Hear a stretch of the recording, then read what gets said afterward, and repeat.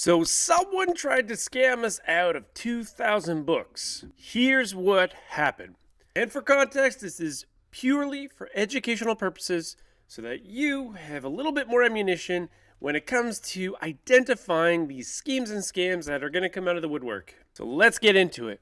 So our story starts with one of our authors reaching out to us and asking, hey, I got approached for this offer for 2,000 books for Booksamillion. BAM. I'll refer to them as BAM. And BAM is a U.S. nationwide retailer of books. So this sounds awesome. But there were subtle flags that were like, this is a bit weird. I was like, okay, let's look into it. So our author forwarded us the email, connected us, and this is where we started seeing some weird stuff. So we can see that they sent us an email, they gave us their pitch, they say they need 2,000 books and they need it within 30 days urgent. Okay, I'm not going to question it right now. I just want to get more information. And they actually request us to send it to one of the BAM warehouses, which I think was one of the stranger parts of this whole thing.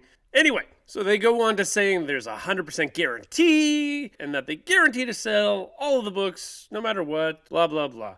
And then they attach the agreement. And this is a really strange agreement. In fact, it wasn't really an agreement. It was more of just like a glorified sales pitch. It was saying that here's how much money you can make, paper specifications that they need. They need 100 GSM paper. There was really no legal binding anything. There were no clauses. There were no conditions. Also, first red flag, you need to retail each book for $40 US. I don't know about you, but I don't know any book, or at least any children's book, that I'm willing to pay $40 US for. That is bat poop crazy. That makes us kind of look like grifters, or it puts us in a weird place. I don't know. I didn't like it. So then we needed to start to dig a little bit further, and then we started seeing some more red flags. So when we look at the email, which is something you need to do, Booksamillion.sale is not a real address. At least I didn't think it was. I said maybe it is. I don't know. So I asked this Ryan Foster fella, let's meet. Let's talk about this. I asked him, would you like me to send you a Google Meet invite or can you? And then another red flag. I'm sorry, I can only call you from these verified phone numbers. And I can only call you from these, nothing else. Okay, well, I know there's caller ID spoofing, so it's very easy to just call from anywhere. Another strange flag, just another detail, is that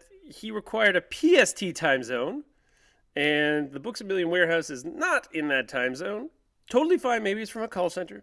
Just stacking up the facts, that's all. And then I needed to find out, okay, wait, do you have a number that you're going to call me on? Because I haven't given you any information yet, so what number are you going to use? Also, we just happen to be having telecom issues over the past month, so virtual meetings are a strong preference. Thanks, Ryan. But as per the Booksamillion policy, we can only call you from these verified phone lines, nothing else. But what he didn't know at that time is I had already been contacting Booksamillion to ask about this. Hey, are you guys familiar with this kind of thing? Is it a scam? They said yes. Not only that, but their emails don't have last names in them. Not only that, but their emails are also from Zendesk. It was a scam. Can't wait to do business with you, Ryan. And then we never heard back. So here's what you can do. Initial rule of thumb, if it feels too good to be true or if it feels a little off, scrutinize it and question it out of the nines. You have to. For someone who might be self-published, this might have been an easier trap because they don't have to go through the agreements of our distributor, of our warehouse, or through the publisher themselves. They could just be like, yeah, that sounds great. I'll send you 2,000 copies. Even if that was legitimate, we are not charging $40 per book. So this was our story.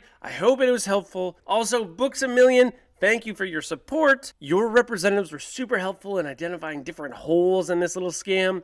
So shout out to Booksamillion. And that's how we spent the beginning of this week. Anyway, have a great day.